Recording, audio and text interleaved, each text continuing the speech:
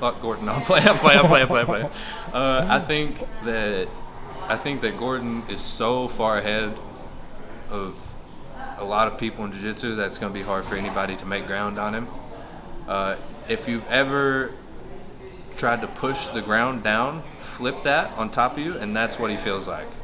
So if you literally just lean down, push it, and that's what he feels like on top. So I think obviously Felipe Pena is amazing. He's an incredible all-time grappler, but I just think Gordon takes this one. Well, Gordon has a game plan I can't share, of course, but I know what he wants to do. It's gonna be a very embarrassing situation to Felipe. I think Felipe is super good. He won absolute ATC absolute title, but he's still being too far from Gordon. Gordon has shown insane jiu-jitsu level in his last fights, and I believe it's not gonna be different. So it's no time limit match. So I think Preguiça can hold the pressure for the first maybe 10 minutes until he gets tired, and then completely lose the control about the fight. Because that is a problem about you fight against Gordon. You can survive for 10 minutes, but you can't survive for 30. So it's too much pressure, too much body, perfect body positionings. That he's super strong as well. So he makes everything so perfect. Like the timing is so precise that you can't hold the pressure for too long. This is what's gonna happen with Felipe tomorrow, and he gonna lose a fight. He gonna tap in some position, and yeah, that's gonna be the story for tomorrow. I think Felipe is the only guy who beat Gordon twice. Of course, Gordon is on a whole another vibe now. He's I think on his prime, on his best shape, in his best technical way he could be. And tomorrow, it can be either way. I think that the real thing on that night is not gonna be about technical. It's not gonna be about physical. I think it's gonna be about mentally, spiritually. I think that those two factors are gonna decide who wants more, who is gonna be able to use that mental power over the other one, who's gonna be able to overcome their old demons to go out there and just give a good shoulder one, of course. Dude, it's so crazy. Okay, on this side of it, because I'm a competitor, I would love to think that Felipe has Gordon's number because he's beat him 2 times already. And whether or not that was the version of Gordon that wasn't exactly as big as he is now, whatever.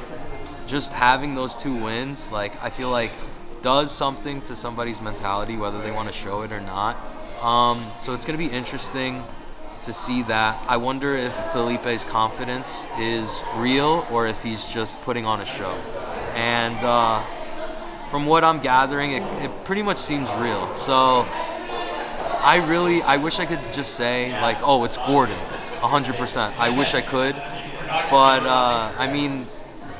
FloGrappling did such a good job hyping this shit up. I don't know who to fucking pick, but safe money's on Gordon. I'm gonna pick Gordo. It's a sick match. The last time they went against each other was 5 years ago. So definitely Gordon's definitely elevated big time since then, and even then he was already winning ADCC.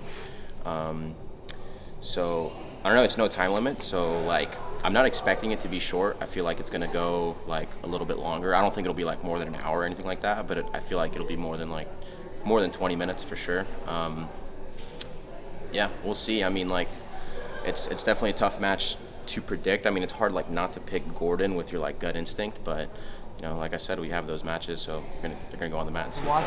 Oh yeah, I really want to see Lovato versus Meregali. I think that one's really exciting, the old generation with the real new generation, something like that. Lovato is a very, very, very good experience in no-gi, and Meregali just started his no-gi, so I think that's gonna be really nice to watch.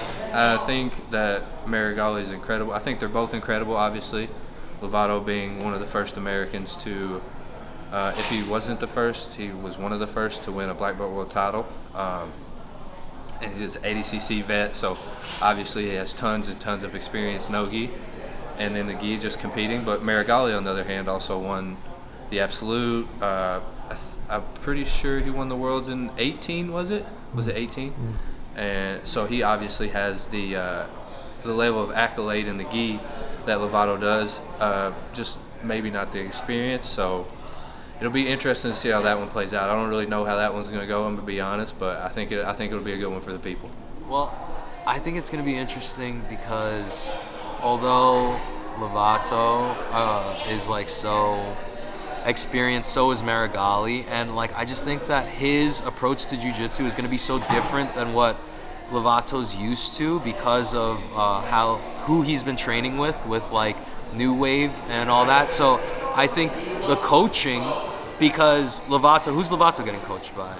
So I mean, I don't know. I know that Meregali has a clear coach, somebody who's been with him in a bunch of competitions and who knows how to direct him. And I think apart from both of them being great competitors, I think that might be one of the key factors in putting him over the edge over Lovato is just the coaching aspect of it and the team aspect, you know. So I'm thinking Meregali just because it's the new wave of jiu-jitsu, you know. He's got all his old tricks and now he's got a bunch of new tricks. So it's going to be interesting to see how he puts it together. His match against Brailer, I felt like was pretty good, but it's going to be interesting to see him go up against someone so seasoned in competition.